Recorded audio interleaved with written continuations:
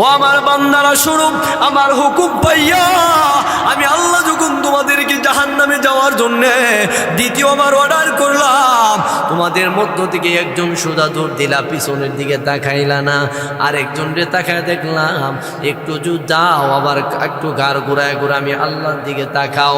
কেন তোমরা এমনটা করলা? আচ্ছা বলেন তো দেখি, আল্লাহ আমাদের মনের খবর জানেন কি জানে না?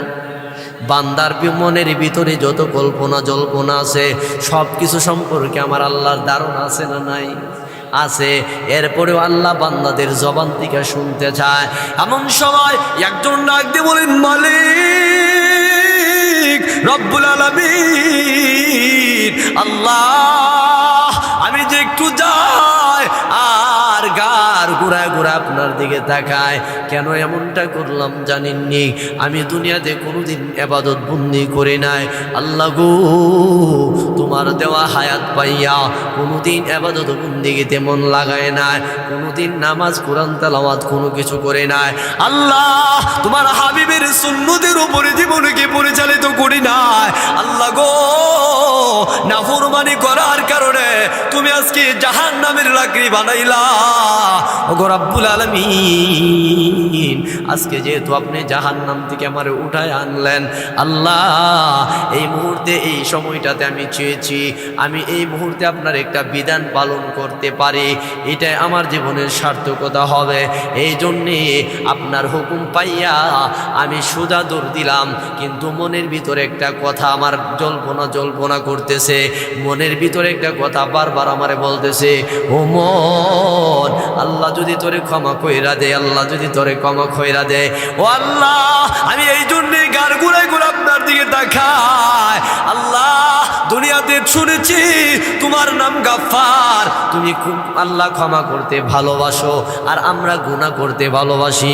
আল্লাহ গো, আমি একটু যাই গার ঘুরায় ঘুরায় তাকাই, এই আশা নিয়ে তাকায়, না জানি আপনি আমাদের ডাক দিয়া বলেন, বান্দারে আর যাওয়া লাগবে না, এবার ফিরে আয়, আমি আল্লাহ তোরে জাহান্নাম থেকে নামটা খাইটা জান্নাতের ফাইসালা করে দিলাম।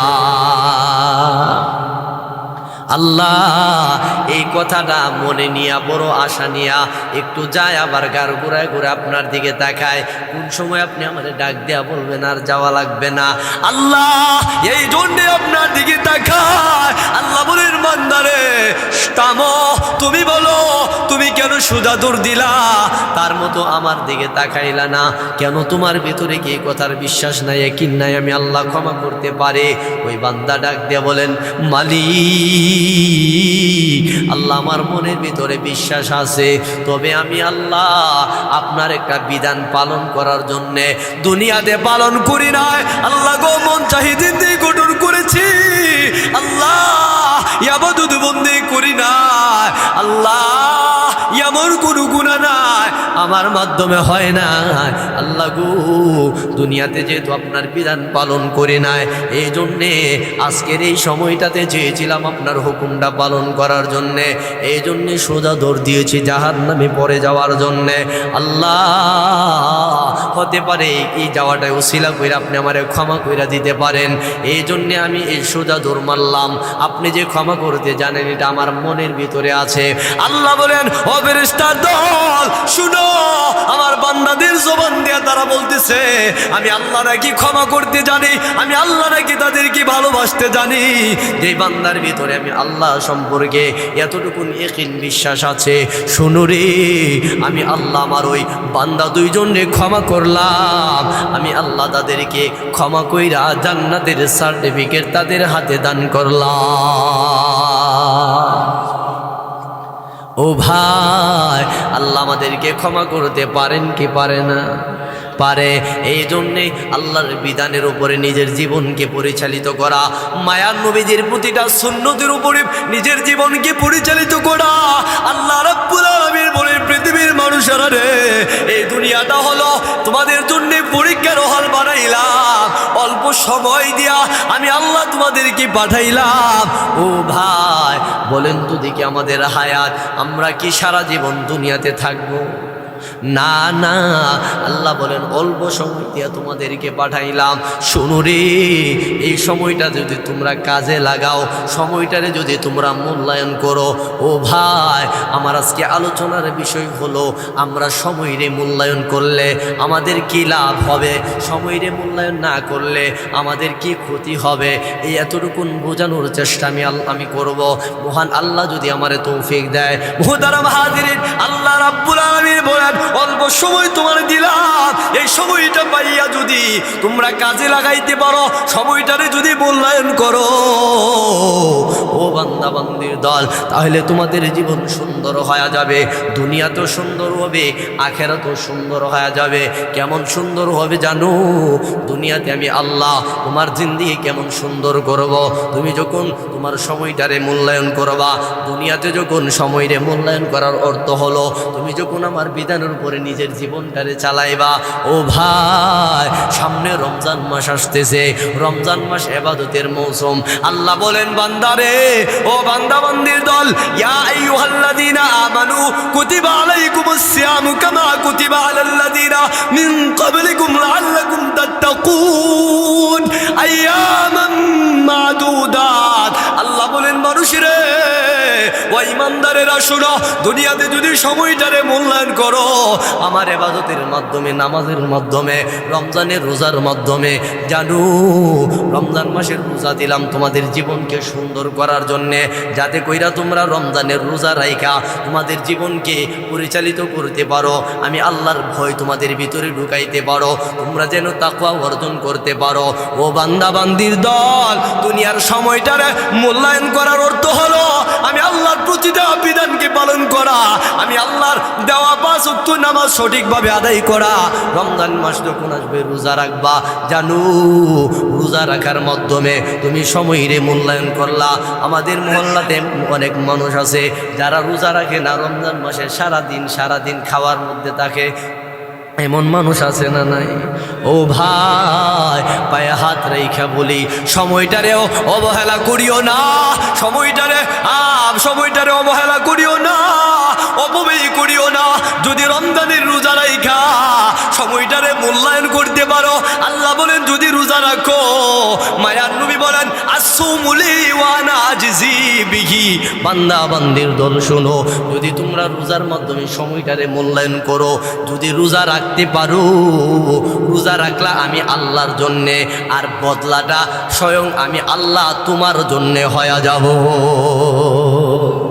ও ভাই, আল্লাহ ডাক দেয়া বলেন ইয়া আইয়ুহাল্লাযীনা আমানু কুতিবা আলাইকুমুস সিয়ামু কামা কুতিবা আলাল্লাযীনা মিন ক্বাবলিকুম লাআল্লাকুম তাত্তাকুন। বান্দা বান্দির দল, রমজানের রোজা রাখো, রোজা। যদি রোজা রাখো, তোমাদের পরবর্তী মানুষদেরকে যেমনভাবে ফরজ করেছিলাম আমি আল্লাহ তোমাদের উপরে ফরজ করেছি। যদি তোমরা রোজা রাখতে পারো, রোজা রাখা সময়টারে মূল্যায়ন করো, আমি আল্লাহ দুনিয়াতে তোমাদেরকে একটা পুরস্কার কি দিব জানো রে? একটা পুরস্কার দেব আমি আল্লাহ রাব্বুল আলামিন, লাআল্লাকুম তাত্তাকুন। রোজার মাধ্যমে যাতে কইরা আমি আল্লাহর ভয় তোমাদের ভিতরে ঢুকাইতে পারো, আমি আল্লাহ ওই ব্যবস্থাটা করে দেব তোমাদের ভিতরে, আমি আল্লাহর ভয় ঢুকাবো, তোমরা যেন তোমাদের জীবনকে ভালো কাজে প্রতিটা সময়ে মূল্যায়ন কইরা পরিচালিত করতে পারো। ও ভাই, এই জন্য রমজানের প্রস্তুতি গ্রহণ করেন।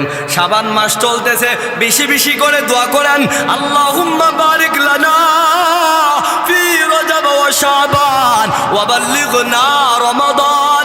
আল্লাহ তুমি আমার হায়াতে বরকত দাও, আল্লাহ গো রজব এবং শাবান মাসে বরকত দাও, রমজান পর্যন্ত পৌঁছায় দাও। এর অর্থ হলো আল্লাহ তুমি আমার হায়াতে বরকত দিবা, এর অর্থ হলো তুমি আমারে ভালো কাজ করার মধ্যে বেশি সময় দিবা। আল্লাহ তুমি আমার হায়াতে বরকত দিবা, তুমি আমার রিজিকে বরকত দিবা।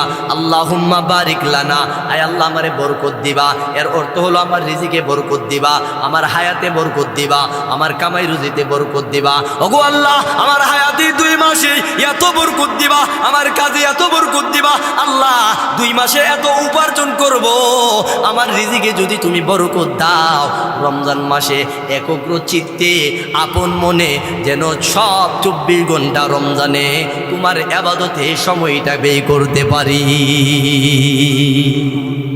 ও ভাই, তাইলে নামাজের মাধ্যমে সময়কে মূল্যায়ন করা, রমজানের রোজার মাধ্যমে সময়কে মূল্যায়ন করা, জিকির আজকার মাধ্যমে সময়কে মূল্যায়ন করা, এমনইভাবে ভালো ভালো কাজের মাধ্যমে সময়কে মূল্যায়ন করা। অহেতুক সময় নষ্ট করিও না। আল্লাহ বলেন, যদি তুমি ভালো কাজের মাধ্যমে সময়টারে মূল্যায়ন করো, তোমার হায়াত যতটুকু দিলাম, হায়াতের জিন্দেগিটা যদি তুমি মূল্যায়ন করতে পারো, বান্দা বান্দির দল হাসরের ময়দান যেদিন কায়েম হয়ে যাবে, আমি আল্লাহ রাব্বুল আলামিন তোমাদেরকে 1 নাম্বার পুরস্কার কি দিব জানো রে? 1 নাম্বার পুরস্কার হলো ফাআম্মা মান উতিয়া কিতাবাহু বিয়ামিনি। আল্লাহ বলেন, মানুষ রে, আমি আল্লাহ 1 নাম্বার পুরস্কার তোমাদেরকে দেব সময়কে মূল্যায়ন করার কারণে। তোমাদের ডান হাতে আমল নামা আমি আল্লাহ দান করব। ও যুবক ভাই, তোমাদের পায়ে হাত রেখে বলি সময়টারে অপব্যয় করিও না।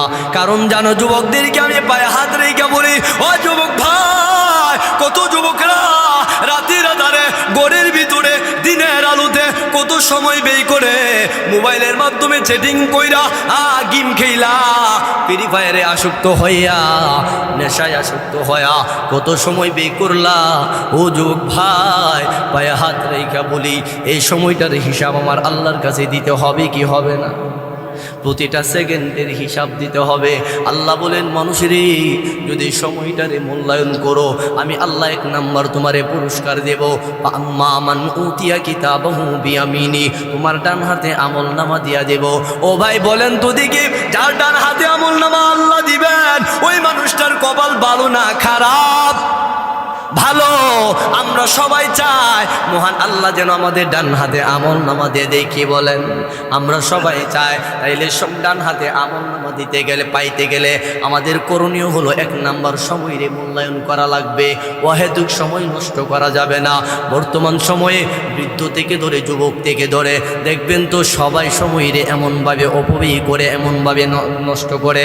ও ভাই, যুবকরা মোবাইলে সময় ব্যয় করে, আর বৃদ্ধ লোক যারা আছে টিভি সিনেমার সামনে সময় ব্যয় করে। আপনাদের এলাকাতে মনে এমন নাই? আছে। ও ভাই, সময়রে অপব্যয় করা যাবে না। কারণ জানেন, আল্লাহ বলেন 1 নাম্বার ফাম্মা মান উতিয়া কিতাবাহু বিয়ামিনি, ডান হাতে আমল নামা ওই সমস্ত মানুষদেরকে দেওয়া হবে যারা দুনিয়াতে ভালো কাজের মাধ্যমে, ডান হাত ভালো কাজের মাধ্যমে সময়টারে ব্যয় করছে। আল্লাহ, আমি আল্লাহ তাদেরকে ডান হাতে আমল নামা দেব। এখানেই শেষ করব না।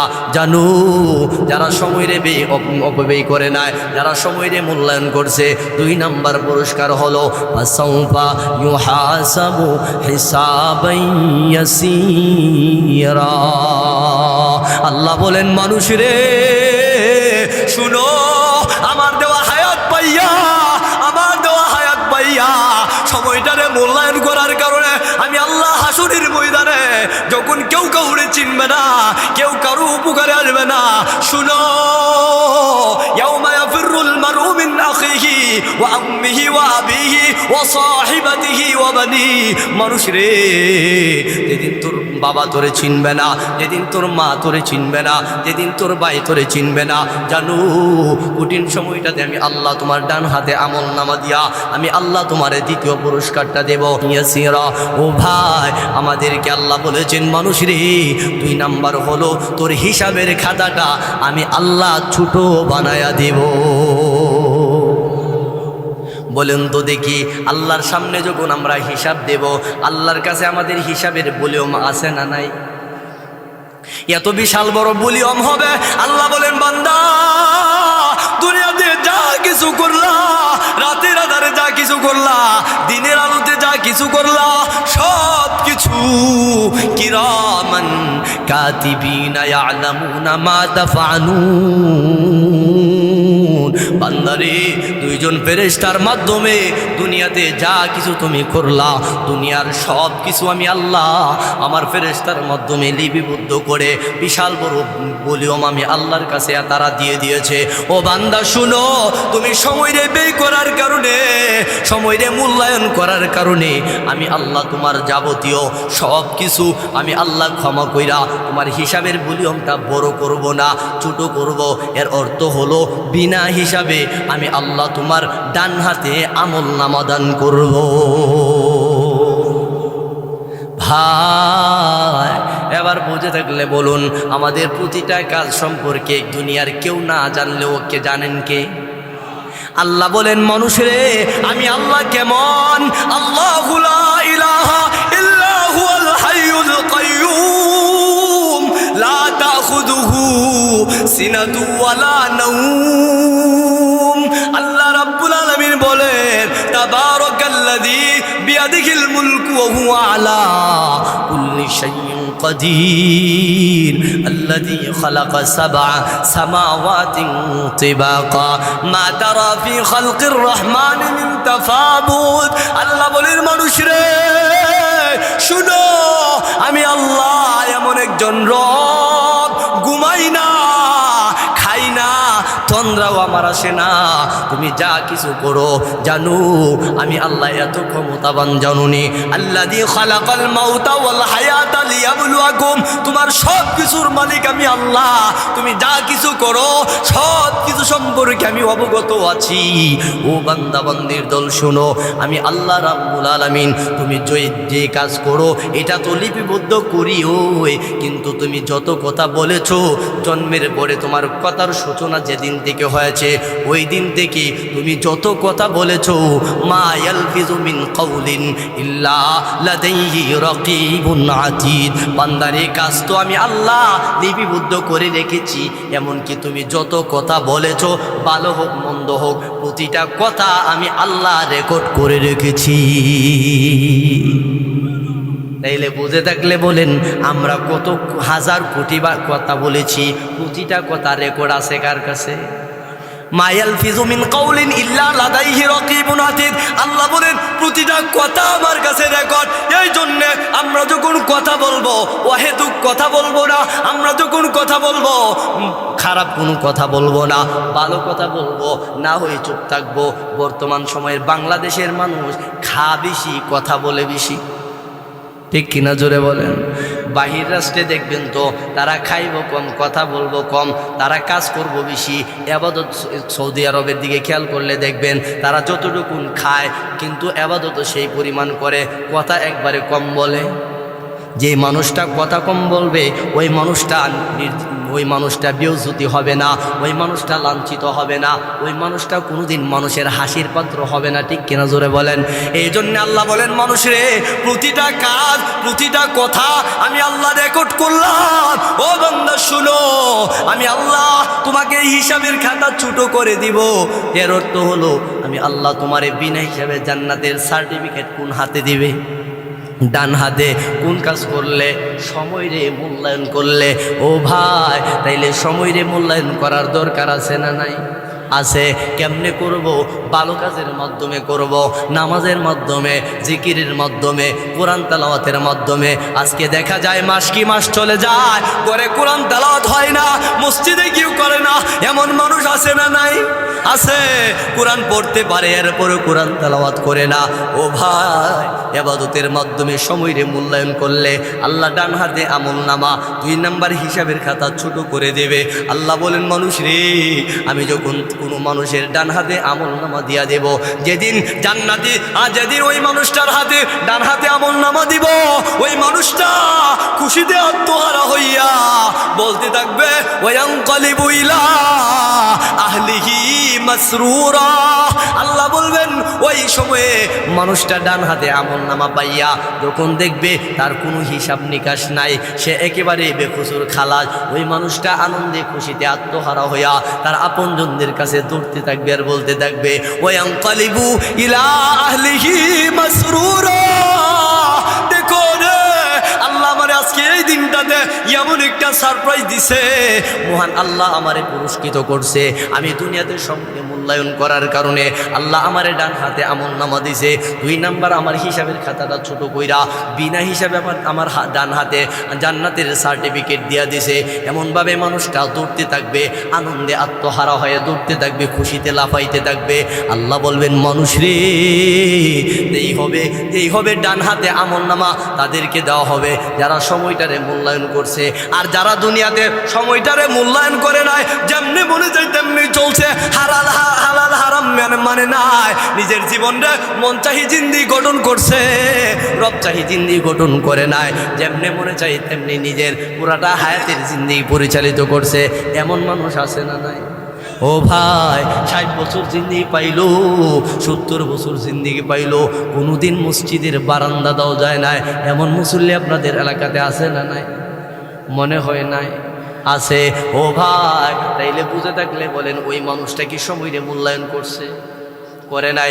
সময়রে মূল্যায়ন করে নাই। আল্লাহ বলেন ওই সমস্ত মানুষগুলা যারা সময়রে মূল্যায়ন করে নাই, যারা ইবাদত বন্দি করে নাই, ও মানুষ শুনো, আমি আল্লাহ তাদের জন্য কত ভয়ঙ্কর ব্যবস্থা রাখছি জানো। যেদিন তারা দুনিয়া থেকে বিদায় হয়ে যাবে, হাসরের ময়দান যেদিন কায়েম হয়ে যাবে, আমি আল্লাহ তাদেরকে এমন ভয়ঙ্কর শাস্তি দেব জানো রে। আল্লাহ অপর আয়াতের মধ্যে বলতেছেন, আম্মা মান উতিয়া কিতাবাহু ওয়ারা যাহরিহি ফাসাউফা ইয়াদউ সুবুরা ওয়া ইয়াসলা সাঈরা ইন্নাহু কানা ফি আহলিহি মাসরুরা।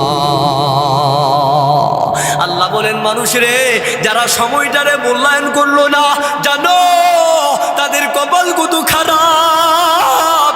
আল্লাহ সূরা ওয়াকিয়ার মধ্যে জানা দিল তাদেরকে এমন একটা জায়গায় রাখবো।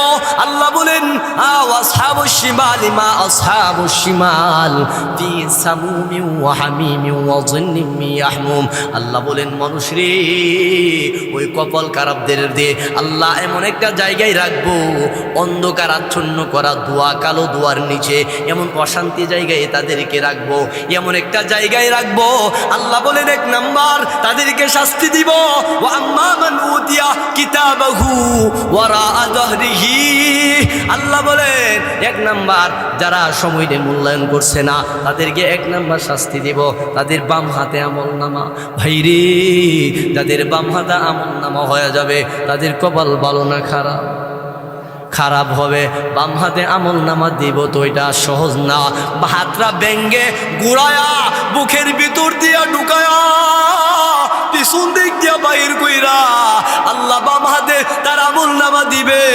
বাম হাতে যখন আমলনামা তার দিয়া দিবে, ওই মানুষটা কান্না করবে, বলবে আল্লাহ ফাসাউফা ইয়াদউ সুবুরা। আল্লাহ গো, আমার মরণ দিয়া দাও, আমার মরণ দিয়া দাও। আল্লাহ তুমি আমার মৃত্যু দিয়া দাও। তুমি যে বাম হাতে আমলনামা দিলা, আল্লাহ সহ্য করতে পারবো না, নিশ্চিত তুমি আমার জাহান্নামে দিয়া দিবা। এই জন্যে তুমি ডান হাতে আমলনামা দিছো না, আমার বাম হাতে আমলনামা দিয়া দিছো। আল্লাহ গো, জাহান্নাম সহ্য করতে পারবো না। ফাসাউফা ইয়াদউ সুবুরা, তুমি আমার মরণ দিয়া দাও। ওই সময় সে মরণ কামনা করবে, মৃত্যু কামনা করবে, আর বলবে রব্বানা আবসারনা সামি'না ফারজি'না না'মাল সালিহ। আল্লাহ বলেন মানুষ রে শুনো, ও মানুষ শুনো। ওই বান্দা ডাক দিয়া বলবেন আল্লাহ গো, নিজের কানে জাহান্নামের গর্জন শুনলাম, আল্লাহ নিজের চোখে দেখলাম যে ভয়ঙ্কর শাস্তির জন্য বাম হাতে আমলনামা দিয়া দিছো। আল্লাহ গো, সহ্য করতে পারবো না, তুমি আমার দুনিয়াতে পাঠাও। নিজের চোখে দেখলাম, কানে শুনলাম জাহান্নাম যে কত ভয়ঙ্কর, সব কিছু উপলব্ধি করলাম। ফারজি'না না'মাল, আল্লাহ আবার তুমি আমারে দুনিয়াতে পাঠাও, দুনিয়াতে পাঠাও। আল্লাহ বলবেন লা তুকাল্লিম, আজকে কোনো কথা বলবি না। কেন জানো? দুনিয়াতে তোমারে আমি বারবার সতর্ক করেছিলাম আর বলেছিলাম ওয়ামাল হায়াতুদ দুনিয়া ইল্লা মাতাউল গুরুর। ও বান্দা, এখন বলতেছো তোমারে দুনিয়াতে পাঠানোর জন্যে আমি না বারবার তোমারে বলছিলাম দুনিয়ার দুঃখার ঘর, দুনিয়ার পিছনে দৌড়ায়া আমি আল্লাহর নাফরমানি করবি না, সময় রে অপব্যয় করবি না, সময় নষ্ট করবি না। আমি আল্লাহ বারবার বলছিলাম দুনিয়ার মোহে পড়বে, দুনিয়া তোরে জাহান্নামে নিয়ে যাবে, দুনিয়া তোরে ধোঁকা দিবে। আমি একবার দুইবার বলি নাই, বারবার তোরে সতর্ক করেছি, এরপরে তুই সময় রে মূল্যায়ন করলি না। আজকে তুমি বলতেছো তোমার দুনিয়াতে পাঠানোর জন্য। না না, ও বান্দা বান্দির দল শুনো, দুনিয়া দিয়ে তুমি যে গাড়ি দিয়ে আরোহিত হইয়া, যে গাড়ির যাত্রী হইয়া তুমি কবর নগরে আসলা, জানো রে এই গাড়িতে উঠলে রিটার্ন আর কেউ দুনিয়াতে যাইতে পারে না। আজকে তোমার আর সময় নাই, কারণ দুনিয়াতে অসংখ্য সময় তোমারে দিয়েছিলাম ভুল শুধরানোর জন্যে, ভুল থেকে তুমি শুধরানোর জন্যে, কিন্তু দুনিয়ার সময়টা তুমি কাজে লাগাইলা না। এখন ভুল শুধরানোর কোনো টাইম নাই, এখন হলো বদলা দেওয়ার টাইম, এখন হলো শাস্তি দেওয়ার টাইম। আল্লাহ বলবেন মানুষ রে শুনো, এখন বললে কোনো লাভ হবে না। ওই মানুষটাকে আল্লাহ রাব্বুল আলামিন ঘোষণা করবেন, যাও ওয়াসলা সাঈরা, তারে জাহান্নামে নিয়ে যাও, জাহান্নামে নিয়ে যাও। এমনভাবে যখন তারে টেনে হেসড়ে জাহান্নামে নিয়ে যাবে, ও ভাই বলেন তো দেখি কোন কারণে সে জাহান্নামী হবে? সময়রে মূল্যায়ন না করার কারণে, সময়রে দামি মনে না করার কারণে, সময়রে অহেতুক নষ্ট করার কারণে। মুহতারাম হাজিরিন, তাইলে বুঝে থাকলে বলেন আমাদের সময়টা আমরা কোন কাজে ব্যয় করতেছি? আমরা কি মূল্যায়ন করতেছি নাকি অপব্যয় করতেছি? অপব্যয় করতেছি। এই জন্য আল্লাহ বলেন মানুষরে শুনো, আমি আল্লাহ ওই মানুষটারে আমি আল্লাহ তারে জাহান্নামে দিব। জাহান্নামে যাওয়ার পরে বলেন তো দেখি জাহান্নামে মানুষ শান্তিতে থাকে নাকি কষ্টে থাকে? কষ্টে থাকে। কেমন কষ্ট জানেন? ওই মানুষটাকে যখন জাহান্নামে দেওয়া হবে, ওই মানুষটা জাহান্নামে নিক্ষেপ করা হবে, এমন সময় আল্লাহর কাছে ডাক দিয়া বলবেন রব্বুল আলামিন জাহান্নামে দিলা, বড় খিদা, খাবারের প্রয়োজন, আল্লাহ গো পেটে খিদা লাগছে, খাবার দাও। তখন আল্লাহ রাব্বুল আলামিন বলবেন ও বান্দা বান্দির দল শুনো, তোমরা খাবার চাইছো, সূরা ওয়াকিয়ার মধ্যে আল্লাহ জানায় দিয়েছেন লা আকিলুনা মিন শাজারিন মিন যাকুম ফামালিউনা মিনহাল বুতুন ফাশারিবুনা আলাইহি মিনাল হামিম ফাশারিবুনা শুরবাল হিম। আল্লাহ রাব্বুল আলামিন বলবেন যাও রে ওই জাহান্নামীদেরকে খাবার দাও। কি খাবার দিব জানেন? পোলাও কুরমা দিব নাকি কাঁটাযুক্ত ফল দিব? কাঁটাযুক্ত ফল। লা আকিলুনা মিন শাজারিন মিন যাকুম, আমি আল্লাহ ওই জাহান্নামীদেরকে, কোন জাহান্নামীদেরকে? যারা সময়রে মূল্যায়ন করলো না, ইবাদতের মাধ্যমে নিজের জীবনটারে কাটাইলো না, আমি আল্লাহ ওই বান্দাদেরকে তাদেরকে খাওয়ার জন্য জাক্কুম ফল, কাঁটাযুক্ত ফল তাদেরকে দেওয়া হবে। ওই মানুষটা যখন খাবে তাদের গলার ভিতরে আটকা যাবে। যখন আটকা যাবে ওই জাহান্নামী মানুষগুলা আল্লাহর কাছে কান্না করতে থাকবে, মালিক তুমি যেই খাবার দিলা গলায় আটকায় গেল, পানি দাও। পানি পানি করবে। আল্লাহ বলেন ও ফেরেশতার দল, ওই নাফরমানরে পানির পরিবর্তে জাহান্নাম থেকে ফুটন্ত পুষগুলিত পচা গান্দা পানিগুলা, গরম পানিটা তোমরা তার মুখের উপরে ছেড়ে দাও। আল্লাহ বলেন লা আকিলুনা মিন শাজারিন মিন যাকুম ফামালিউনা মিনহাল বুতুন ফাশারিবুনা আলাইহি মিনাল হামিম। আল্লাহ বলেন ওই জাহান্নামীদের মুখের মধ্যে ফুটন্ত পুষগুলিত, রক্ত পুষগুলিত পানিটা তার মুখের মধ্যে যখন ছেড়ে দেওয়া হবে, সাথে সাথে তার পেটের ভিতরে নারী বুড়িগুলি গলে গলে পিছনের রাস্তা দিয়া বাহির হয়ে যাবে। ও ভাই, এই কষ্ট কি আমরা সহ্য করতে পারবো না? তাইলে আমাদের কাজটা কি করতে হবে? সময়রে মূল্যায়ন করতে হবে। তাইলে আল্লাহ যে আমাদেরকে হায়াত দিয়েছেন, এটা আমাদের কাছে আমানত দিয়েছেন, এই সময়ের মূল্যায়ন করার দরকার আছে না নাই? আছে। মুহতারাম হাজিরিন, যারা সময়ের মূল্যায়ন করবেন তাদেরকে কি দেওয়া হবে, যারা করবে না তাদেরকে কি দেওয়া হবে, বোঝানো গেল। আর এই জন্যে আল্লাহ সময়টারে বড় মহব্বত করেছেন, ভালোবেসেছেন। আর এই জন্যে একটা সূরা আল্লাহ কোরআনে নাজিল করছেন।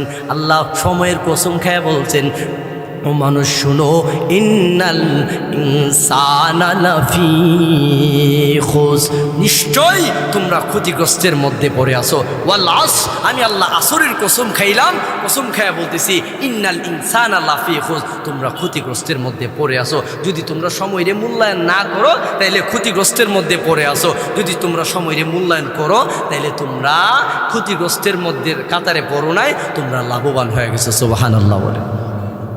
মোহতারাম হাজিরিন, আমার আলোচনার মূল কথাগুলি হলো যে যারা সময়ের মূল্যায়ন করলো তারা দামি, যারা সময়ের মূল্যায়ন করলো না তারা দামি থাকলো না, তারা দুনিয়াতেও বেউজ্জতি আখিরাতেও লাঞ্ছিত হবে। মোহতারাম হাজিরিন, খেয়াল করে দেখেন। আর এই জন্যে আল্লাহ সুবহানাহু তাআলা যে সূরাটা আপনাদের সামনে তেলাওয়াত করলাম, সূরাতুল আসর, এই সূরাটা যদিও একবারে ছোট্ট, কিন্তু এই সূরার মাধ্যমে আল্লাহ আমাদেরকে একটা ভয়ঙ্কর একটা মেসেজ দিছেন। কি মেসেজ? আল্লাহ বলতেছেন মানুষ নিশ্চয়ই ক্ষতিগ্রস্তের মধ্যে পড়ে আছে, যারা কি করে নেয়, সময়ের মূল্যায়ন করে নাই, যারা ভালো কাজে নাই, যারা ইবাদত বন্দিগিতে নাই, যারা আল্লাহর গোলামি না করে তারা ক্ষতিগ্রস্ত, যারা আল্লাহর গোলামি করে তারা লাভবান। আর এই জন্যে আল্লাহ তাআলা ওয়াল আসর, হ্যাঁ আসর শব্দ কসম খাইলেন।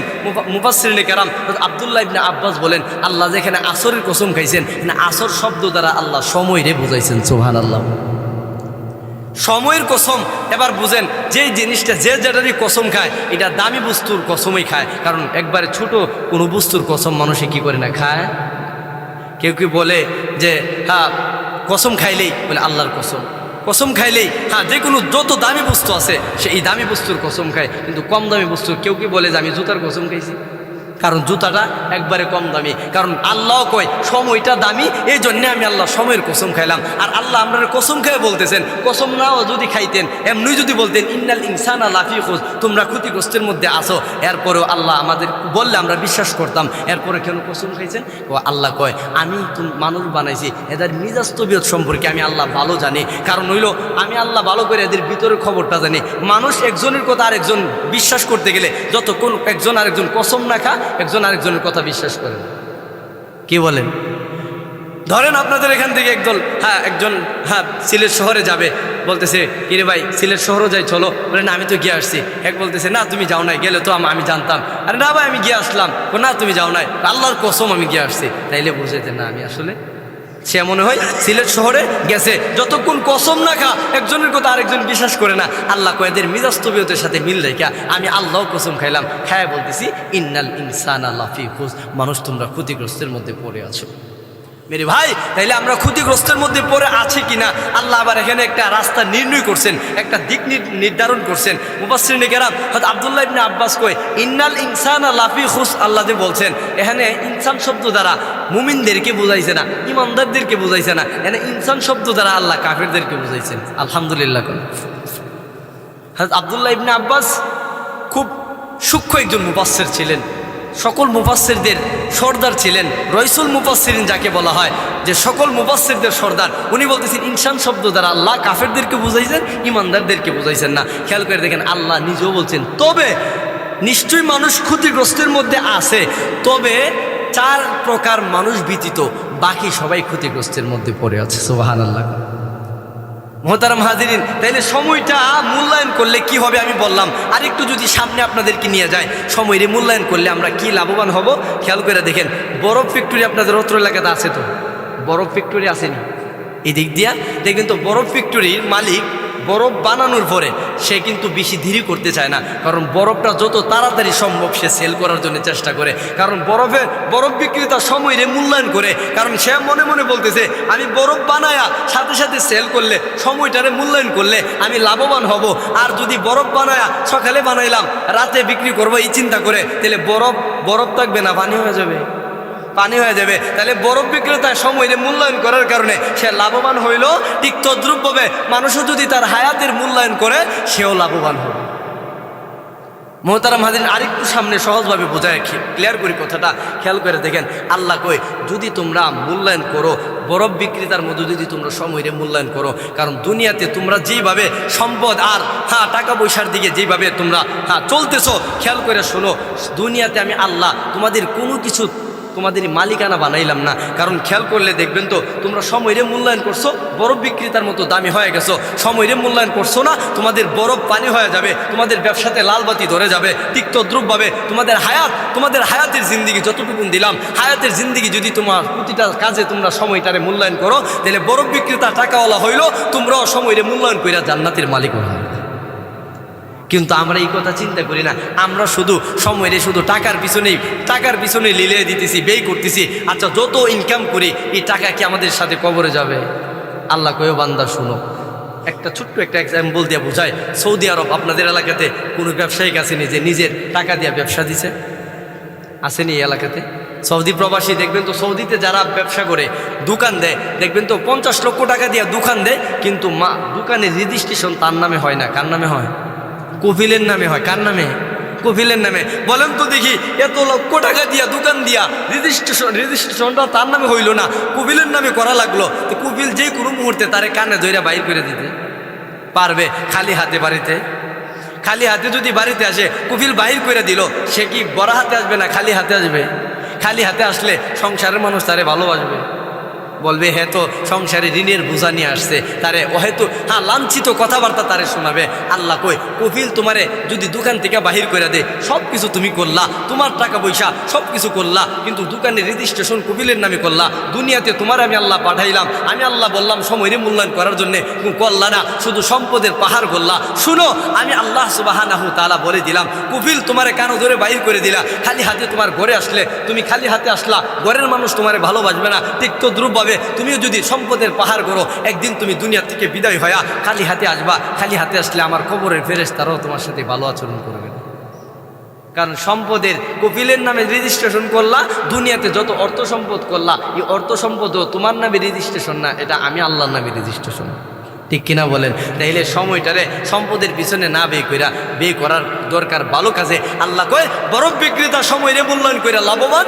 মানুষ যদি হায়াত নামক জিন্দিগিটার মূল্যায়ন করে, সেও লাভবান। বরফ বিক্রেতা সময়ের মূল্যায়ন না করলে বরফ পানি হয়ে যাবে। ঠিক তদ্রুপভাবে মানুষ সময়ের মূল্যায়ন না করলে সে জাহান্নামে লাকড়ি হবে।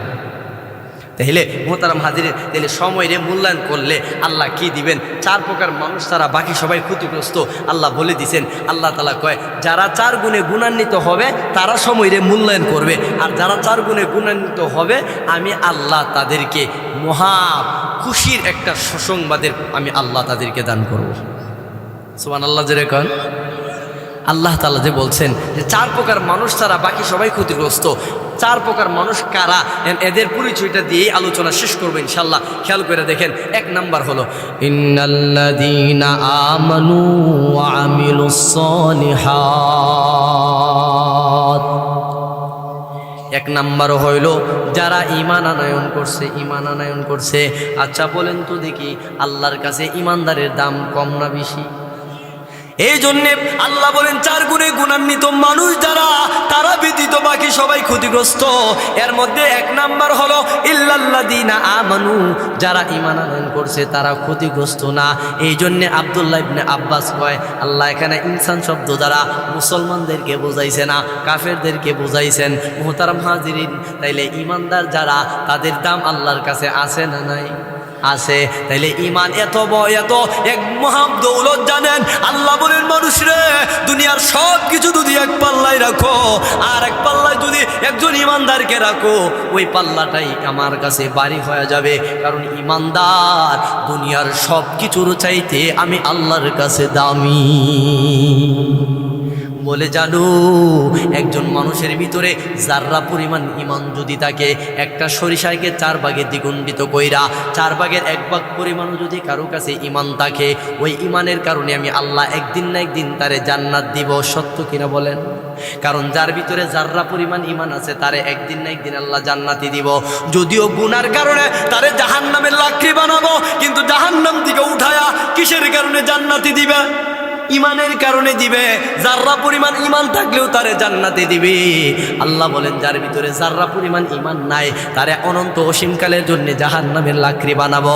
ও ভাই, তাইলে বুঝে থাকলে বলেন, আমরা যারা ঈমান আনছি, আমরা আমাদের বাবার ঘরে, আমাদের মার ঘর থেকে আমরা বাহির হইলাম। আমাদের বাবা মুসলমান, আমরাও মুসলমান। আমাদের মা বাবা ঈমানদার, আমরাও ঈমানদার।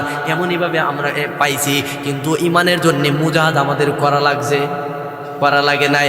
আপনাদের এলাকায় এমন কোনো ঘটনা ঘটছে যে ঈমান আনার কারণে তারে ফাঁসির কাস্টে ঝুলাইছে? এমন হয়েছে ঈমান আনার কারণে তারে গুলি কইরা হত্যা করছে? হয় নাই, হয় নাই। খেয়াল করে দেখেন, আমরা যাদের মাধ্যমে ঈমান পাইলাম, যাদের কষ্টের মুজাহাদার মাধ্যমে ঈমান পাইলাম, সাহাবীদের দিকে খেয়াল করে দেখেন তাদের জিন্দেগিটা কেমন করে কাটাইছে। ভাই রে, সহজভাবে ঈমান পাইয়া ঈমানের পিছনে মেহনত করার মনে চাই না, সহজভাবে ঈমান পাইয়া ইবাদত বন্দি করে ঈমানরে মজবুত করার মন চাই না।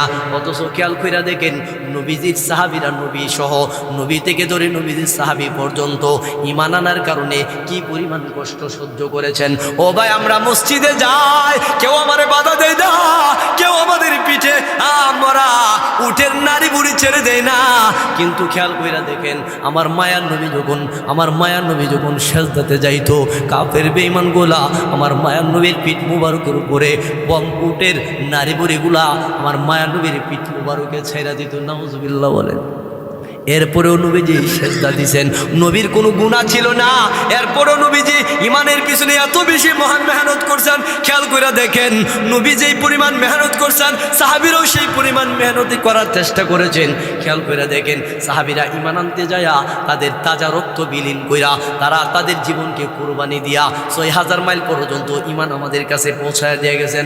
ও ভাই, ঈমান যেই সাহাবীরা আনছে এমন হতে হয়েছে তাদের জীবন দিয়া দিছে, এরপরও ঈমানের প্রতি কিঞ্চিত পরিমাণ সরে নাই, ঈমানের প্রতি কিঞ্চিত পরিমাণ সরে নাই। খেয়াল করে দেখেন হযরতে বেলাল রাদিয়াল্লাহু তাআলা আনহু, বেলালে মরুভূমির উত্তপ্ত বালুর মধ্যে চিৎ করায়া শোয়া, বুকের মধ্যে বিশাল বড় পাথর দিয়া আংরা দিয়া তারে এমনভাবে শিকল দিয়া তারে টানছে। কেন টানছে? ঈমান আনার কারণে টানছে। বেলাল কিন্তু কিঞ্চিত পরিমাণ ঈমান থেকে সরে নাই, ঈমানের পত্রিকা সরে নাই। বেলালের এমনভাবে আঘাত করছে, শরীর দিকে গোশতগুলি খসে খসে পড়ছে, এরপরেও বেলাল ছাড়ে না, এরপরেও আল্লাহর উপরে ঈমান আনছে, নবীর উপরে ঈমান আনছে, কিঞ্চিত পরিমাণ সরে নাই। ভাইরে, বেলাল এই কারণে, ঈমান আনার কারণে বেলাল এত দামি হয়েছে। মায়ার নবী বলেন, আমার বেলাল আমার গুড়ার লাগাম ধরে ধরে জান্নাতে আমার আগে আগে কদম দিবে। বলেন তো দেখি বেলাল এত দাম, এত মর্যাদার অধিকারী কেমনে হয়েছে? ঈমানের কারণে হয়েছে, ঈমানের কারণে হয়েছে। ও ভাই, আল্লাহ বলেন মানুষ, আমি আল্লাহ কার সম্পদ বেশি, কে ধনী, কে গরিব, কার চেহারা সুন্দর, কে কালো, আমি আল্লাহ এগুলা দেখি না। আমি আল্লাহর কাছে ঈমানে মজবুতটা বেশি, যার ঈমান। জানো রে, বেলাল হাবশি গোলাম ছিল, কালো ছিল, এরপরও বেলালের মর্যাদা এত বাড়ায় দিছে। জানো, বেলাল আজান দিছে দুনিয়ায়, আওয়াজ আরশে আজিম পর্যন্ত আল্লাহ পৌঁছায়া দিছে। ভাইরে, বেলাল দামি হয়েছে কোন কারণে? ঈমান আনার কারণে। বেলাল দামি হয়েছে কোন কারণে? ঈমান আনার কারণে, ঈমানের পিছনে মেহনত করার কারণে। এমনইভাবে খেয়াল করে দেখেন নারী পুরুষ সকল সাহাবীরা মুজাহাদা করছেন। এমনইভাবে হযরত সুমাইয়া রাদিয়াল্লাহু তাআলা আনহার কথা শুনেন, সুমাইয়া রাদিয়াল্লাহু তাআলা আনহা এমন ইতিহাস করছেন আজও পর্যন্ত স্বর্ণ করে তাদের নাম লেখা আছে। খেয়াল করে দেখেন ঈমানের পিছনে কি পরিমাণ মেহনত করছে। আল্লাহ বলেছেন 4 গুণে গুণান্বিত মানুষ ছাড়া বাকি সবাই ক্ষতিগ্রস্ত। এর মধ্যে প্রধান কারণ হলো, 1 নাম্বার হলো ইল্লাল্লাযীনা আমানু, যারা ঈমান আনছে তারা আমি আল্লাহর কাছে দামি। তারা 4 গুণের 1 নাম্বার গুণ অর্জন করছে।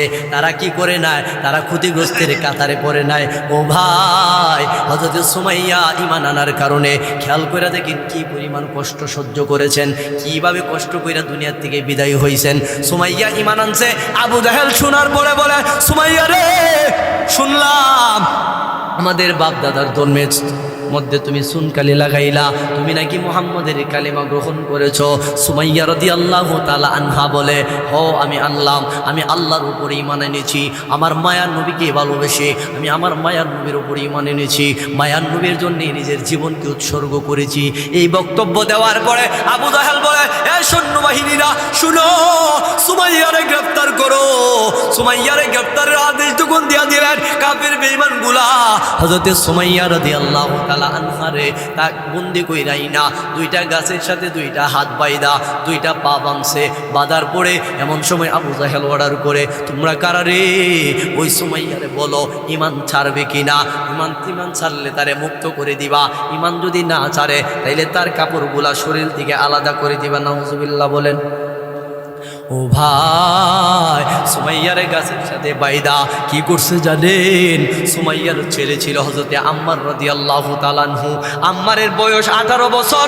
এমন সময় ওই সুমাইয়ার ছেলেটারও বন্দি কইরা মায়ের চোখের সামনে দুইটা হাত বাইদা, দুইটা পা বাইদা সুমাইয়ার ছেলেটারে সুমাইয়ার সামনে রাইখা সুমাইয়া রাদিয়াল্লাহু তাআলা আনহার শরীর থেকে কাপড়গুলা খুলতেছে। ভাইরে, সন্তানের সামনে মায়ের কাপড়গুলা যখন খুলে তখন বলেন তো দেখি বরদাস্ত করার কথা? বরদাস্ত করার কথা না। আম্মার চোখ দিয়া পানি ছাড়ে আর বলে, মালিক আল্লাহ, নিজের চোখের সামনে মায়ের কাপড়গুলা খুলতেছে।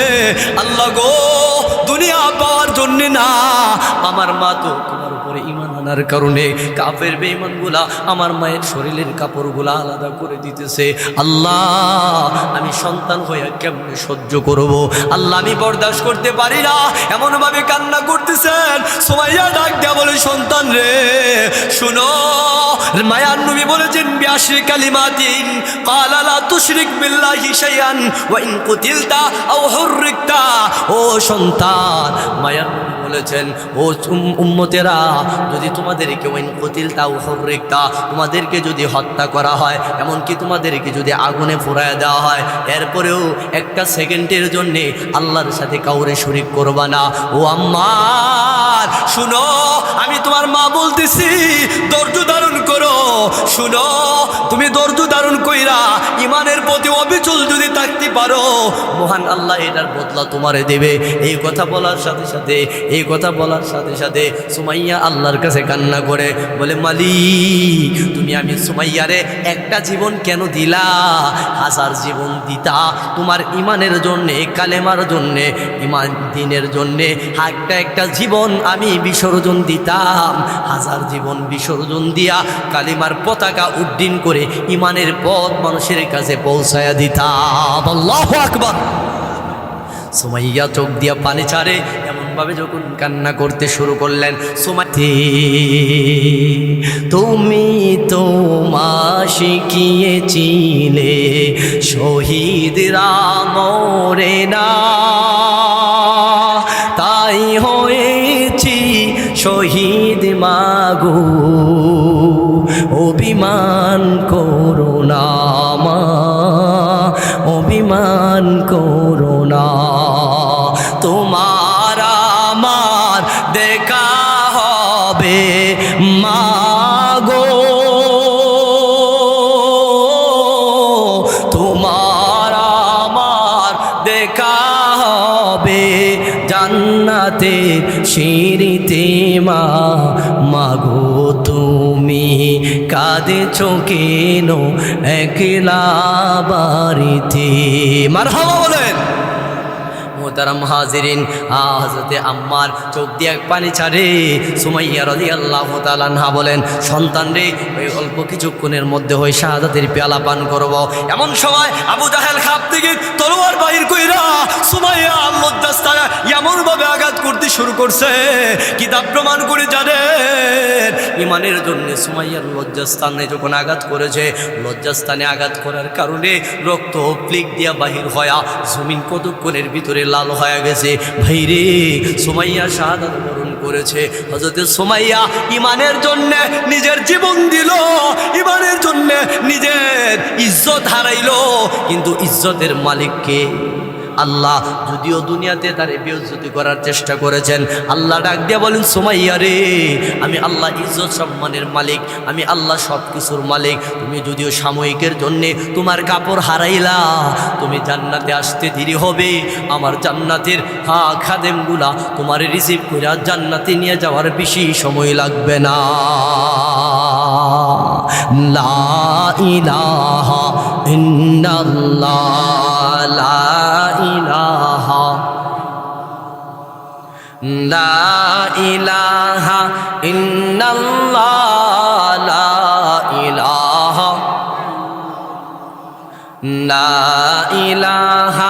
ইন্নাল্লাহ লা ইলাহা ইল্লাল্লাহ লা ইলাহা ইল্লাল্লাহু মুহাম্মাদুর রাসূলুল্লাহ সাল্লাল্লাহু আলাইহি ওয়াসাল্লাম।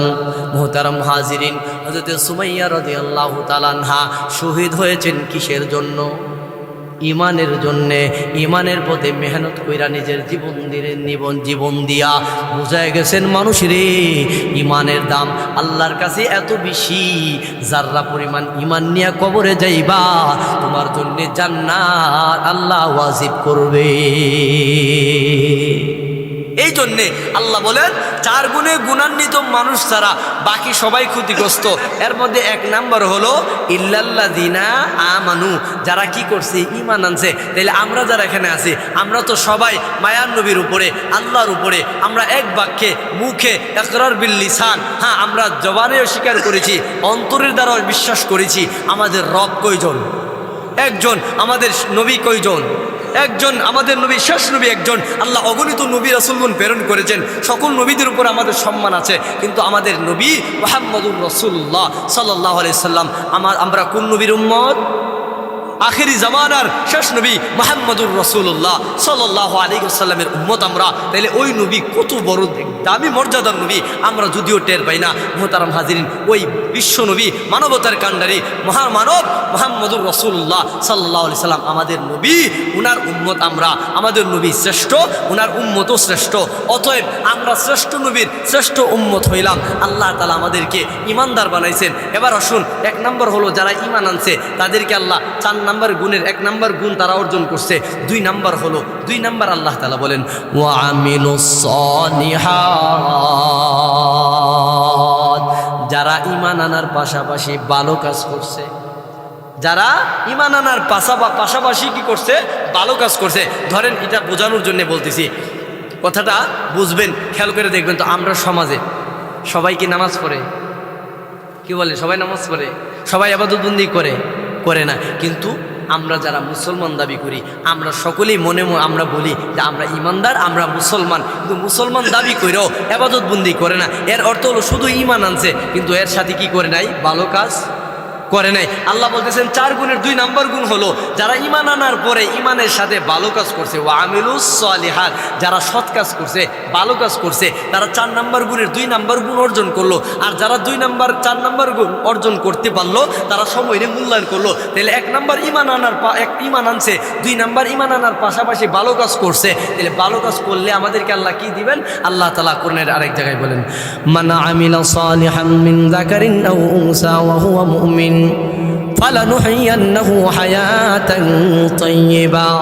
আল্লাহ রাব্বুল আলামিন বলেন, যারা ঈমান আনার পাশাপাশি সৎ কাজ করেছেন, ভালো কাজ করেছেন, ওয়া আমিলুস সালিহাত, যারা ঈমান আনার পাশাপাশি ভালো কাজ করেছেন, ইবাদত বন্দেগী করেছেন, আমি আল্লাহ তাদেরকে দুনিয়াতে এমন জীবন দান করব।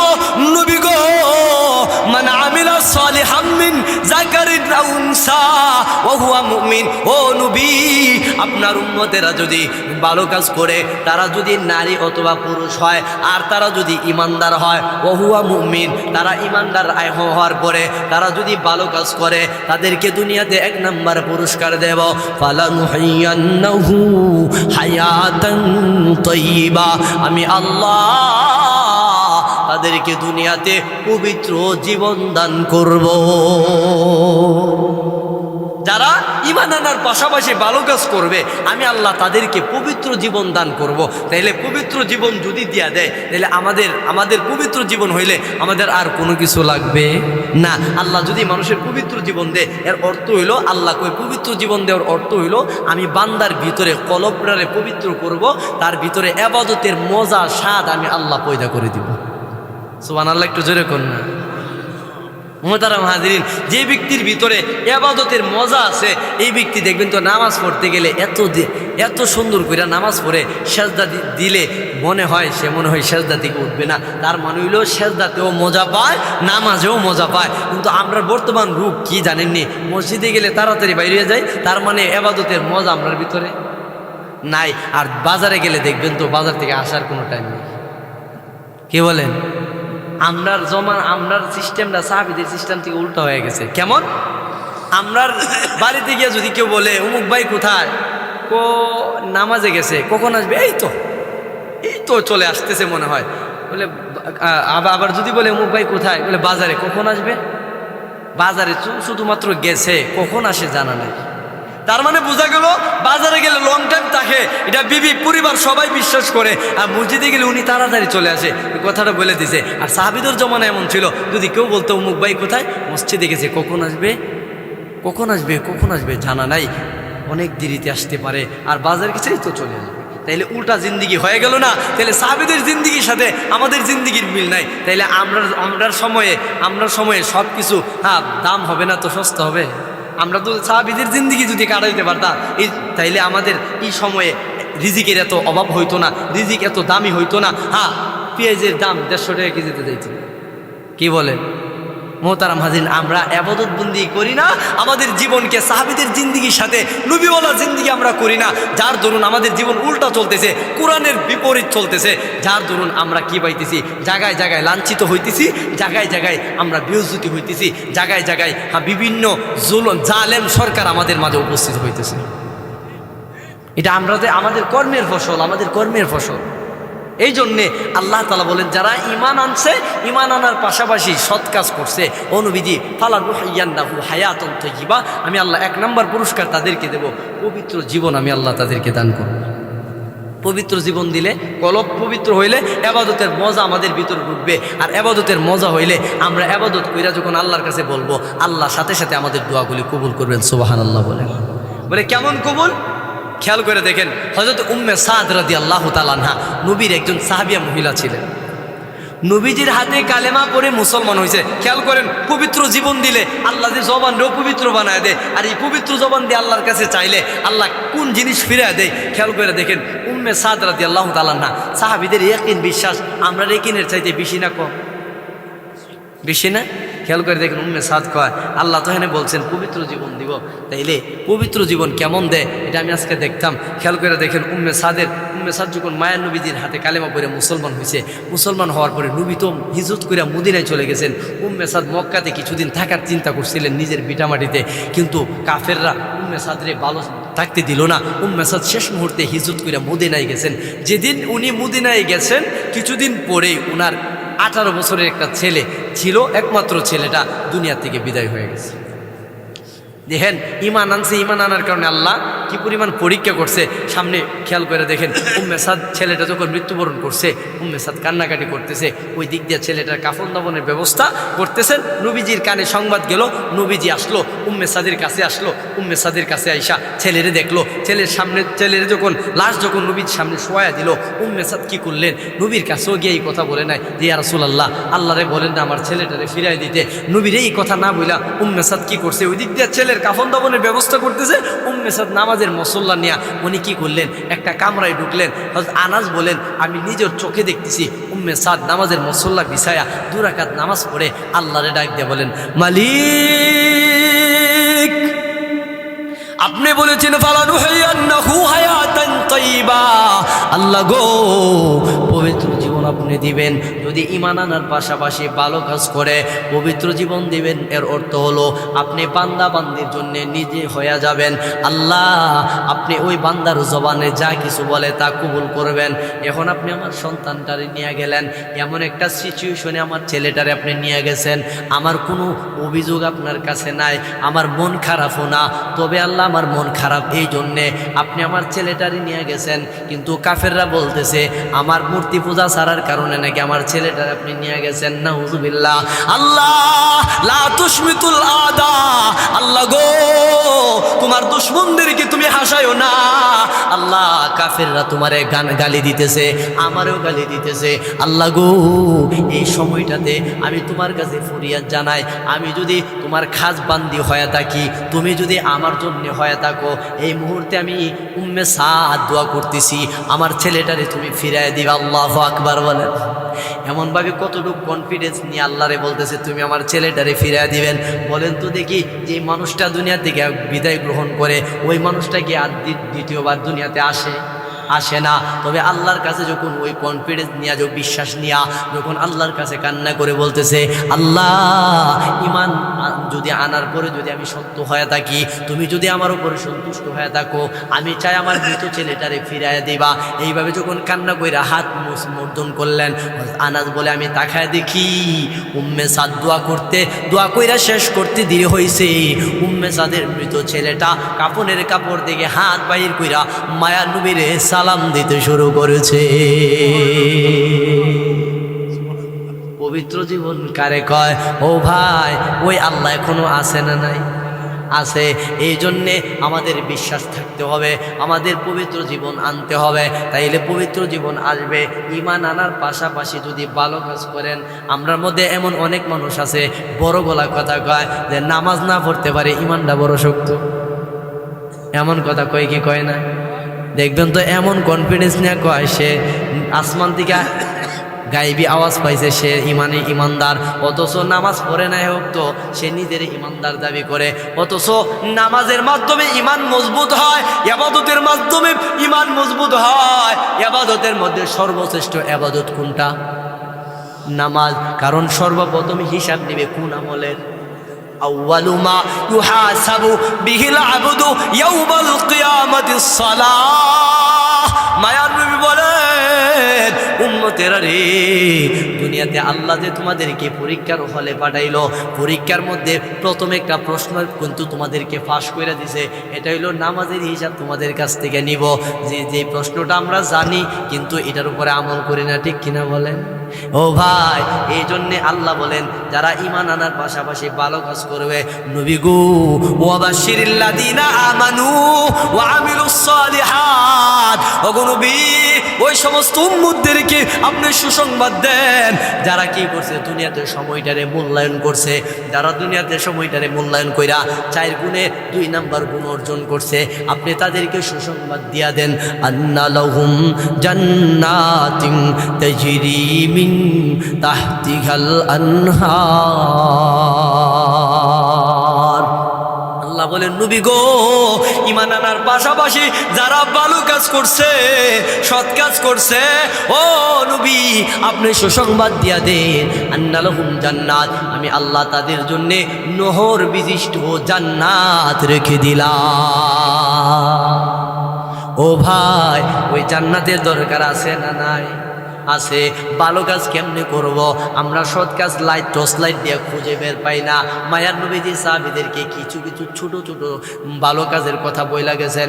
এর মধ্যে 1 নাম্বার নবী বলেছেন, ও উম্মতেরা শুনো, ও উম্মতেরা শুনো, তোমরা যদি তোমাদের কানে যখন আজান শুনবা, আজান শোনার পরে তোমরা যখন উযু করতে যাইবা, উযু করার আগে ছোট্ট 2টা শব্দ তোমরা পাঠ করবা। 2টা শব্দ পাঠ করবা, বিসমিল্লাহ ওয়ালহামদুলিল্লাহ, বিসমিল্লাহ ওয়ালহামদুলিল্লাহ। 2টা শব্দ পাঠ করে যখন তোমরা উযু করবা, উযু করলে ফাইন্না হাফাজাতাকা, তোমাদের যতক্ষণ উযু থাকবে মহান আল্লাহ তোমার ততক্ষণ পর্যন্ত রহমতের চাদর দ্বারা তোমাদেরকে বেষ্টন করে রাখবে। আমলটা ছোট না বড়? যদিও ছোট, কিন্তু এটার মর্যাদা অনেক বেশি। বিসমিল্লাহ ওয়ালহামদুলিল্লাহ ফাইন্না হাফাজাতাকা, মায়ার নবী বলেন যদি 2টা শব্দ বইলা উযু শুরু করো, যতক্ষণ উযু থাকবে ততক্ষণ হেফাজত করবে, যতক্ষণ উযু থাকবে মহান আল্লাহ তোমাদের আমল নামায় নেক লিখতে থাকবে। তাইলে উযু করার আগে আমরা এই আমলটা করব তো ইনশাআল্লাহ। ও ভাই, এই জন্য আসুন মোহতারাম হাজিরিন, আমি শেষ করে দিতে চাই, 5 মিনিটের ভিতরে শেষ হবে ইনশাআল্লাহ। খেয়াল করে দেখেন, আল্লাহ রাব্বুল আলামিন বলেন ওয়াবাশশিরিল্লাযীনা আমানু ওয়া আমিলুস সালিহাত, ও নবীজি আপনি সুসংবাদ দিয়া দেন যারা ভালো কাজ করবে, আমি আল্লাহ আন্না লাহুম জান্নাত, তাদের জন্য জান্নাত রেখে দেব। তাদের জন্য এমন জান্নাত রাখবো যেই জান্নাতের নিচ দিয়া নহর বিশিষ্ট নহর, বিভিন্ন দুধের নদী আর বিভিন্ন মধুর নদী, বিভিন্ন শরাবের নদী, আমি আল্লাহ এমন জান্নাত তার জন্য রিজার্ভ করে রাখবো। ওগো নবীজি এখানেই শেষ নয়, আমি আল্লাহ বিশাল বড় জান্নাতের মালিক বানাইবো। জান্নাত দিয়া আমি আল্লাহ আমার বান্দারে এমনি ছেড়ে দিব না, কারণ জানেন দুনিয়াতে 4 গুণে গুণান্বিত হইতে যায় তারা অনেক কষ্ট সহ্য করেছে, অনেক মুজাহাদা করেছে। ও নবী আমার, তাদেরকে জান্নাত দেওয়ার পরে তাদেরকে অসংখ্য মজাদার খাবার, নাজু নিয়ামতের খাবার, কুল্লামা রুজিকু মিনহা মিন সামারাতির রিজকা ক্বালু হাযাল্লাযী রুজিকনা মিন ক্বাবলু ওয়া উতু বিহি মুতাশাবিহা। আল্লাহ বলেন, মানুষরে, ও নবী গো, আপনি তাদেরকে শোনায়া দেন, জান্নাতে তাদেরকে তো দিব, জান্নাতে দেওয়ার পরে আমি আল্লাহ তাদেরকে এমন মজার মজার খাবার তাদের জন্য রিজার্ভ করেছি, তারা খাবে, তারা খাইব, কোনোদিন তারা তৃপ্ত হইতো না, তারা শুধু খাইতেই থাকবো। এত নাজো নিয়ামতের মজাদার ফল ফলা দিয়ে আমি আল্লাহ তাদের জন্যই রিজার্ভ করলাম। জান্নাতে আমাদের যাইতে মন চাই কি চায় না? কাজ করে না ছেড়ে, কাজ করে না ছেড়ে, জোরে বলেন, কাজ করে। কি কাজ করা লাগবে? ভালো কাজ করা লাগবে। এই জন্য আসুন, আল্লাহ বলেন, যারা ভালো কাজ করবে, ঈমান আনার পাশাপাশি যারা ভালো কাজ করবে, আমি আল্লাহ জান্নাত দিব, এরপরে তাদেরকে খাবার দিব। আল্লাহ বলেন, আমার বান্দাদেরকে খাবার দিয়া আমি আল্লাহ এত সুন্দর বিছানার ব্যবস্থা করব, আমার বান্দা বিছানার মধ্যে শুয়া একা একা ভালো লাগবে না। ওই সময় আমার বান্দার মনের খবর আমি আল্লাহ জানি, কারণ তারা দুনিয়াতে আমি আল্লাহরে খুশি করার জন্য চেষ্টা করেছে। এই জন্য আমি আমার বান্দারে খুশি করার জন্যে ওয়ালাহুম ফিহা আজওয়াজুম মুতাহহারা, বান্দা বান্দির দল, ও বান্দারা শুনো, আমি আল্লাহ তোমারে পবিত্র পাক সাফ একটা বিবি তোমারে দিয়া জান্নাতের সুন্দর বিছানা, আরামের বিছানায় তোমারে শোয়াইয়া দিব। আল্লাহু আকবার। ওই জান্নাতুন নাজিয়া নেয়ামত কাদের জন্য রাখছে? যারা সময়কে মূল্যায়ন করছে, যারা 4 গুণের 2 নাম্বার গুণ অর্জন করছে, ঈমান আনার পাশাপাশি যারা ভালো কাজ করছে। আল্লাহ নবী বলেন, ও উম্মতেরা শোনো, আল্লাহ যখন জান্নাত দিব, জান্নাতের ভিতরে কোনো প্রস্রাব পায়খানার প্রয়োজন নাই, কোনো কষ্টের কোনো কাজ নাই। ইন্না আহলাল জান্নাতি ইয়াকুলুনা ফিহা ওয়া ইয়াশরাবুনা ওয়া লা ইয়াদখুলুনা ওয়া লা ইয়াবুলুনা ওয়া লা ইয়ামতাখিতুনা। ক্বালু ফামা বালুত তাআমি ইয়া রাসূলুল্লাহ। এমন ভাবে যখন সাহাবীদেরকে জান্নাতের নাজু নিয়ামতের কথা শুনাইতেছিলেন, নবী যখন বলেছিলেন জান্নাতে গেলে প্রস্রাব পায়খানা প্রয়োজন নাই, এমন সময় একজন সাহাবী বলেন, ক্বালু ফামা বালুত তাআমি ইয়া রাসূলুল্লাহ। নবী গো, তাইলে খাবারগুলা কোথায় যাবে? পানিগুলা কোথায় যাবে? প্রস্রাব যদি না ধরে, পায়খানা যদি না ধরে, তাহলে এত খাবার খাইব, এত পানি জাতীয় বস্তু পান করব, তাইলে প্রস্রাবের প্রয়োজন তো হওয়ার কথা, পায়খানা হওয়ার তো কথা। এমন সময় মায়ার নবী বলেন, না না না না, তুমি খাবার খাইবা। কলা দুশাউন, মহান আল্লাহর পক্ষ থেকে এমন একটা ডেকুর আসবে, ডেকুর আসার সাথে সাথে তোমার খাবারগুলি হজম হয়ে যাবে, আর পায়খানার প্রয়োজন হবে না। এমন সময় না রাসূলের সাহাবীরা বলেন, নবী গো, বুঝতে পারলাম খাবারগুলি ডেকুরের মাধ্যমে হজম হয়ে যাবে, তাইলে বলেন তো দেখি, তাইলে বলেন তো দেখি প্রস্রাবের প্রয়োজনটা কেমনে মিটবে? পানি তো অসংখ্য পানি খাওয়া হবে। মুহতারাম হাজিরিন, দেখবেন তো শীতের দিন পানি খাইলে, ঠিক শীতের দিন পানি খাইলে বারবার প্রস্রাব ধরে, কারণ এই পানিটা অন্য কোথাও দেওয়া বাহির হয় না। এমন অলস মানুষ আছে, দেখবেন তো আরামের বিছানাতে ঘুমায়, ফজরের সময় প্রস্রাব ধরে, এরপরও 4 ঘন্টা 5 ঘন্টা এটা নিয়ে ঘুমাই থাকে, আছে না নাই? আল্লাহর নবীর সাহাবীরা কয়, নবী গো, প্রস্রাবের প্রয়োজন যদি হয়, প্রস্রাবের জন্য তো উঠতেইব, এত মজার বিছানাতে আল্লাহ শোয়া দিব, যখন বিছানাটা গরম হয়ে যাইব, এমন সময় যদি প্রস্রাব ধরে কেমনি কি করব? এটা তো অনেক কষ্টের কাজ হবে, কারণ এমন সুন্দর বিছানা থেকে আবার সাথে পবিত্র বিবিও আল্লাহ দিছে, স্ত্রীও আল্লাহ দিছে, এত মজার বিছানা থেকে উঠতে তো মনটার মধ্যে কষ্ট লাগবো। আল্লাহ এটা কেমন, ও নবীজি, এটা কেমন করে সম্ভব? আপনি তো ডেকুরের মাধ্যমে খাবার হজম করাইলেন, কিন্তু প্রস্রাবের প্রয়োজনটা কেমনে মিটবো? মায়ার নবী বলেন, ওয়ালা জুশাউন ওয়া রাশহুন, শুনো, জান্নাতীদের প্রতিটা পশমের গোড়ায় গোড়ায় মহান আল্লাহ একটা চিকন গাম বাহির করে দিবে, গামটা বাহির হইতে দেরি হবে, মহান আল্লাহ প্রস্রাবের প্রয়োজনটা মিটাইতে সেকেন্ড দেরি হবে না। ও ও ভাই, সাহাবীরা তাদের মনে কৌতূহল জাগে, বারবার প্রশ্ন করে। এমন সময় মায়ার নবীর ডাক দিয়ে বলেন, নবী গো, আপনি বলছেন জান্নাত কষ্টের কোনো জায়গা নাই, কারো কাছ থেকে কোনো কষ্ট দিব না। দুনিয়াতে একজন আরেকজনকে কষ্ট দেয়, দুনিয়াতে একজন আরেকজনকে হত্যা করে, দুনিয়াতে একজন আরেকজনকে আঘাত করে। ও নবী, আপনি বলছেন জান্নাতে কোনো কষ্ট নাই, এখন আবার বলতেছেন জান্নাতের মানুষদের গাম হবে গাম। দুনিয়াতে একজনের গাম আরেকজন সহ্য করতে পারে না। মানুষের গামের দুর্গন্ধ বড় মারাত্মক, গামের দুর্গন্ধের কারণে মানুষ অনেক কষ্ট করে।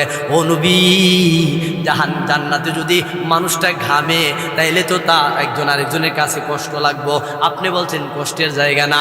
মায়ার নবী বলেন, সাহাবীরা রে শুনো শুনো, জান্নাতের ভিতরে মানুষগুলা যখন ঘামবে গামের দুর্গন্ধ হবে না, দুনিয়ার সাধারণ মানুষের মতো গামের দুর্গন্ধ হবে না। জানো, একটা জান্নাতি মানুষের গাম মেশকে আম্বরের চাইতে আরো সুঘ্রাণ হয়ে যাবে। মোহতারাম হাজিরিন, তাইলে আল্লাহ কয় এত দামি দামি নিয়ামত আমি আল্লাহ আমার বান্দাদেরকে দিব। কোন কারণে দিব? এক নাম্বার হইল যারা কি করছে, সময়রে মূল্যায়ন করছে। আর যারা সময়রে মূল্যায়ন করবে তারা 4 গুণে 2 নাম্বার গুণ অর্জন করবে। এবার আসুন, 1 নাম্বার গুণ অর্জন করলে আল্লাহ কি দিব, 2 নাম্বারটা দিলে কি দিব, এটা বলে দিলাম। এখন বাকি 2টা 5 মিনিটের ভিতরে শেষ করবো ইনশাল্লাহ। বাকি যে বলছেন, হ্যাঁ, ওয়াতাওয়াসাউ বিল হক, ভালো কাজ করলে, ঈমান আনার পাশাপাশি ভালো কাজ করলে, এখন আবার বলতেছে ভালো কাজ করার পরিবেশ কইরা দিলে। ভালো কাজ তো করবেনি, এখন যারা ভালো কাজের পরিবেশ করে দিবে, তাহলে আজকের এই যারা করছেন তারাও 4 গুণের 3 নম্বর গুণের ভিতরে প্রবেশ করছেন। কারণ হইল আপনারা ভালো কাজের পরিবেশ করে দিয়েছেন। এখানে কি কোনো খারাপ কাজ হইতেছে?